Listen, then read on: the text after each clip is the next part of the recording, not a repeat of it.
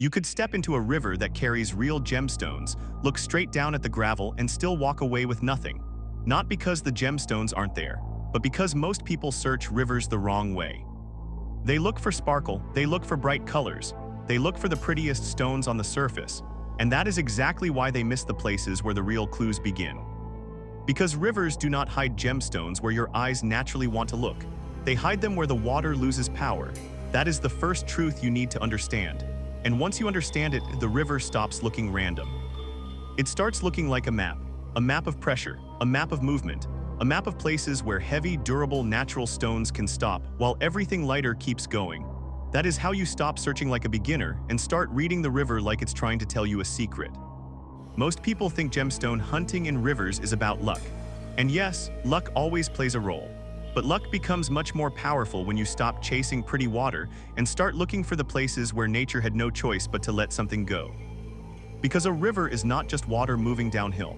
A river is a natural sorting machine. It carries, it pushes, it scrapes, it drops, it traps, it concentrates.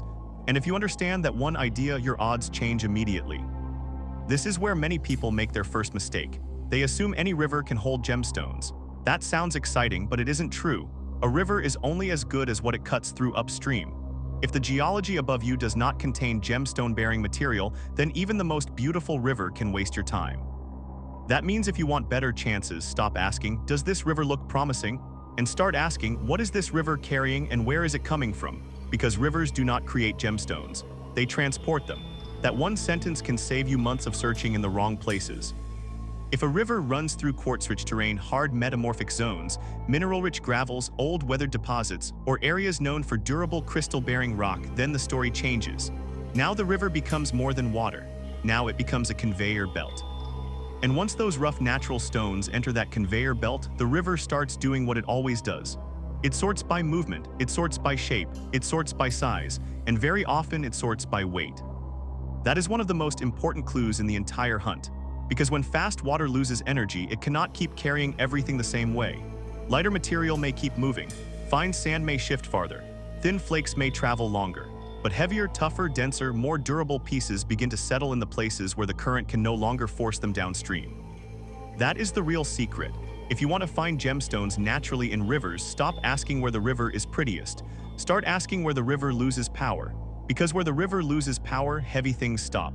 And where heavy things stop, the real clues begin.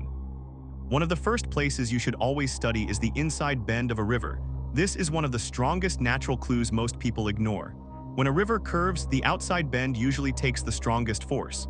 The water pushes harder there, it cuts the bank, it moves fast, it erodes aggressively. But on the inside bend, the current often slows down. And when the current slows down, it starts dropping material.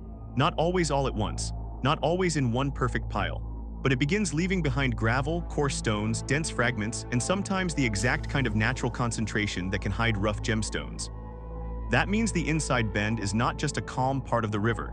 It can be a natural collection zone, a place where the river quietly starts giving things up. But here is the mistake most people make. They search only the easy surface. They look at the light pebbles, they look at the smooth top layer, they grab whatever looks colorful first. And if nothing screams gemstone in the first minute they leave, that is exactly why they miss what matters, because the best material is often not on top. It is lower, heavier, more compacted, more stubborn, sometimes darker, sometimes packed into coarse gravel, sometimes sitting just above a hard layer that stopped it from sinking farther. That is where your attention should go, not to the stones that look pretty, to the places where the river started losing control. And that same logic leads you to one of the most powerful natural traps in the entire river, large rocks. If you ignore large rocks, you may be ignoring some of the best clues the river can give you. When fast water hits a big boulder, the current breaks around it, pressure changes, flow splits, turbulence forms. And just behind that rock, there is often a quieter pocket where the water loses enough strength to drop heavier material. That is a trap, a natural trap, a place where the river briefly gives up. And when the river gives up, rough gemstones can stop. That is why the area behind large rocks, beside stable embedded stones, and around the downstream side of heavy boulders can be far more valuable than the open water that looks cleaner and easier to search. Most people never think that way. They search what is obvious. They avoid what looks awkward. But if you want to find what others miss, you need to search where the current hesitates. That hesitation matters, because you are not just hunting stones. You are hunting the exact moments where the water lost power and could no longer keep carrying something important. Now let's talk about gravel bars. Yes, gravel bars can be productive, but most people still search them the wrong way. They walk onto a gravel bar, scan the surface, pick up a few attractive pebbles, and if nothing looks exciting right away, they move on. That is the surface trap, because the surface is not always the truth. In many cases, the surface is the most misleading part. The top gets reworked constantly. Light stones roll, fine material shifts, pretty pebbles gather. But deeper down, especially in compacted lower gravel near the contact between coarse and fine material, or just above clay, packed hardpan, or bedrock, the river may be holding the exact layer where heavier material stopped. That is where the logic becomes powerful. That is where the river had enough force to move something once, but not enough force to keep moving it forever.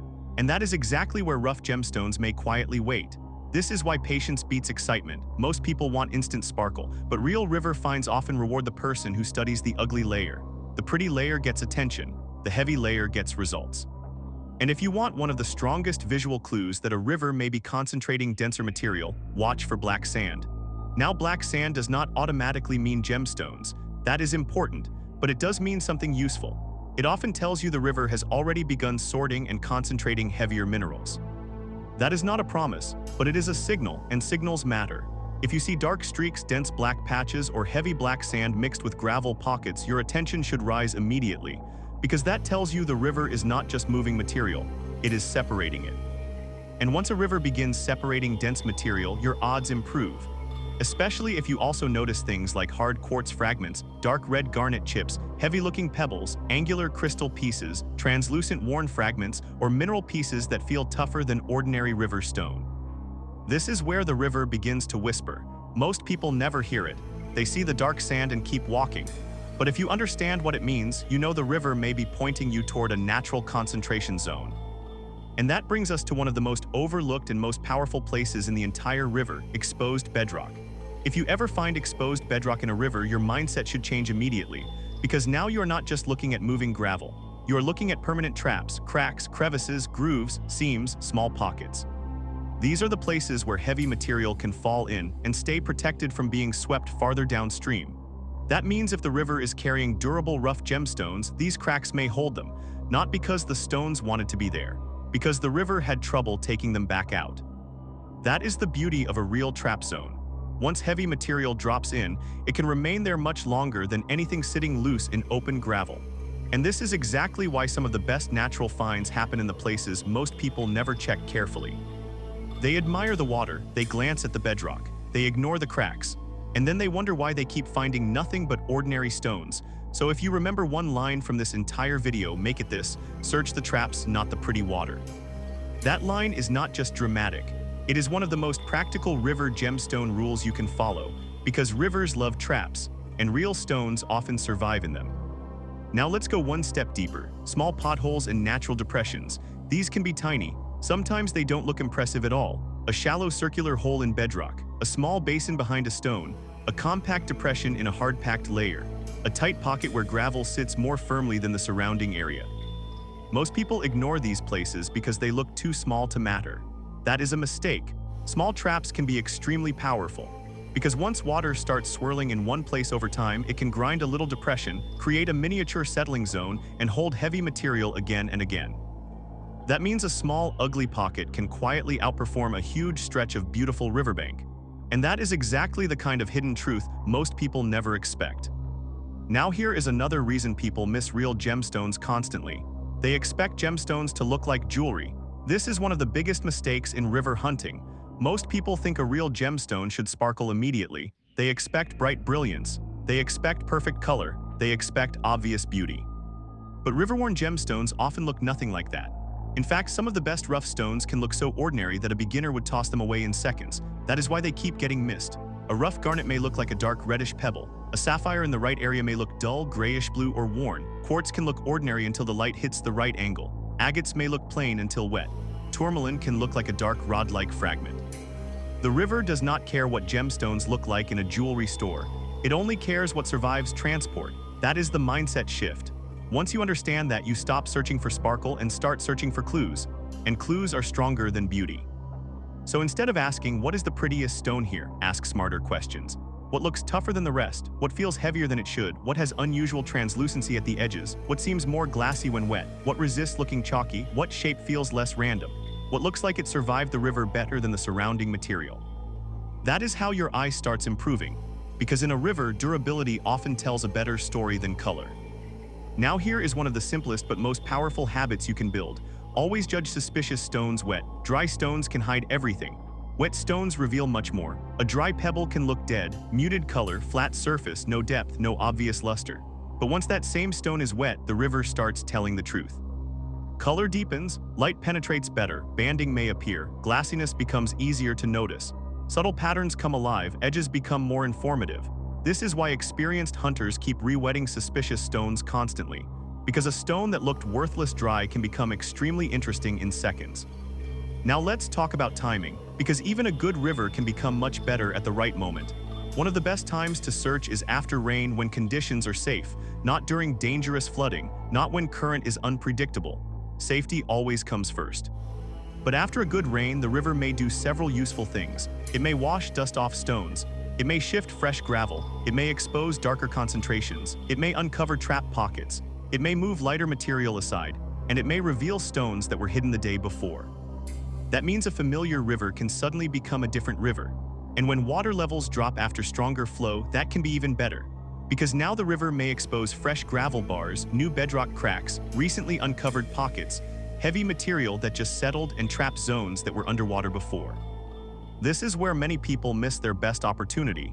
They search rivers only when it is convenient, but rivers often give their best clues after they change. That is when you need to pay attention. Now let's correct one more beginner habit, searching only for bright color. This is one of the fastest ways to waste time.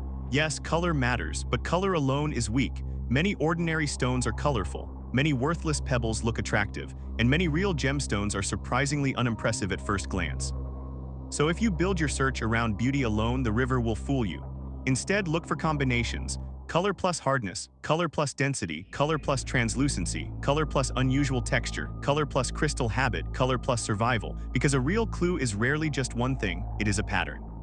And once you start seeing patterns, the river stops feeling random. That is when your confidence grows. That is when your eye becomes more dangerous. That is when you stop acting like someone who hopes to get lucky and start moving like someone who knows where the clues collect. So the next time you step into a river, do not rush. Do not chase the first sparkle. Do not trust the prettiest water. Slow down, look at the inside bends, study the current. Respect the heavy gravel, check behind the big rocks, search the bedrock cracks, notice the dark concentrates, watch for small trap pockets. And remember this, the places that look boring to most people are often the places where nature hides the real story. Because that is how river gemstone hunting really works.